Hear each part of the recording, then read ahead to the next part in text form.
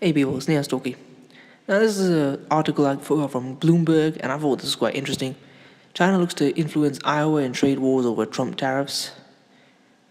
China reached into the U.S. heartland in its escalating trade war over President Donald Trump's tariffs, using an advertising supplement in Iowa's largest newspaper to highlight the impact of the state's soybeans farmers as the fruit of a president's folly.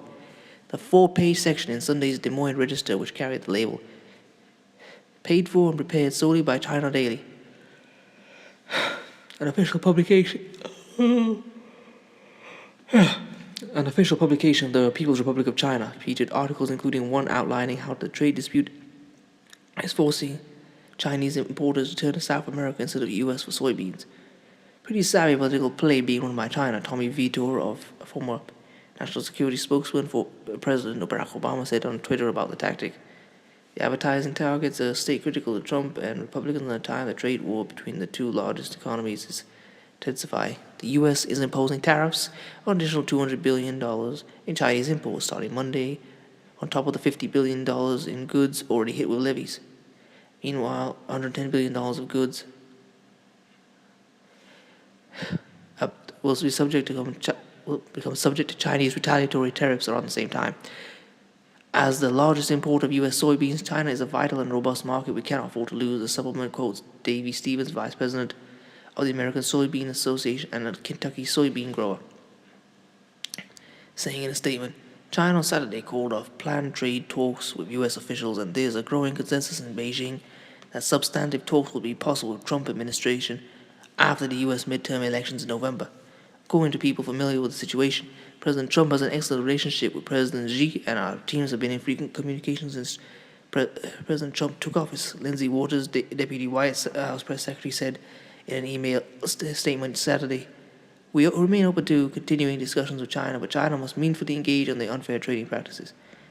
Trump has accused China of taking advantage of the United States on trade for many years, and the tariffs the U.S. has been imposing are meant to be a response to allegations of intellectual property theft and forced transfer of U.S. technology.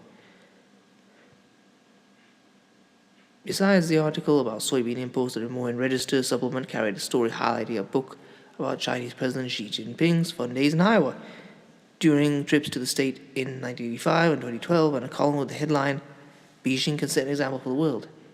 China placed similar pages focused on trade in a July issue of Roll Call, a newspaper that covers Congress and the U.S. political scene, but this seems to be its first attempt to go straight to U.S. voters. Former longtime Iowa Governor Terry Branstad is also the U.S. ambassador to China. Iowa has been especially hard hit by Trump's trade policy and retaliation by China and other countries, according to a recent U.S. Chamber of Commerce campaign against the duties highlighting the impact by state. Total Iowa exports threatened by a tariff exceed $1 billion. Including $30.8 million in soybeans, and the state has 456,300 jobs supported by trade, according to the chamber. Wow. Trump has acknowledged the impact of the tariffs, especially retaliatory duties on soybeans and the other U.S. agricultural products, by offering $12 billion in assistance to farmers. Again, I said before, it sounds like welfare, but oh well, whatever. We'll call it farm fare. A key part of his political base who helped him carry rural states in 2016. In general, though, Trump believed that any near-term pain to the American economy and consumers is worth it. Of course, because he doesn't have to pay for it, like he's never had to pay any of his debts.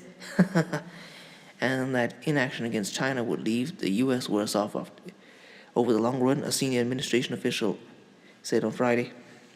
Trade association presenting farmers, retailers, manufacturers, and other industries are joining forces in a new multi-million-dollar tariffs hurt the Hotline campaign to influence Trump by highlighting stories of businesses, consumers, and farmers in a negatively affected by the duties.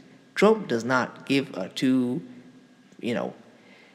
So I don't know what you think you're going to achieve by telling him. He knows, and he just doesn't care.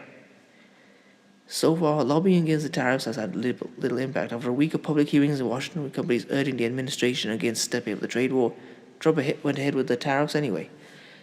Okay, now I want to just say something about this. I actually really love this. It's like a dirty street tactic. Imagine, like, let's use a metaphor. Trump was cheating on his wife, and now China's now telling his wife, And Trump's like, man, I can't believe you go so low down and dirty to do that. Man, you be a snitch. And China be like, yeah, I'm a snitch.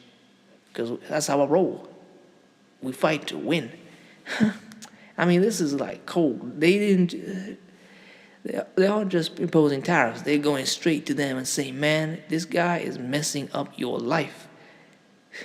Like, but then again, it also says that the Chinese are getting very angry about what's happening. Like, this is not a situation they want to be in, and they're taking extreme measures to fix this.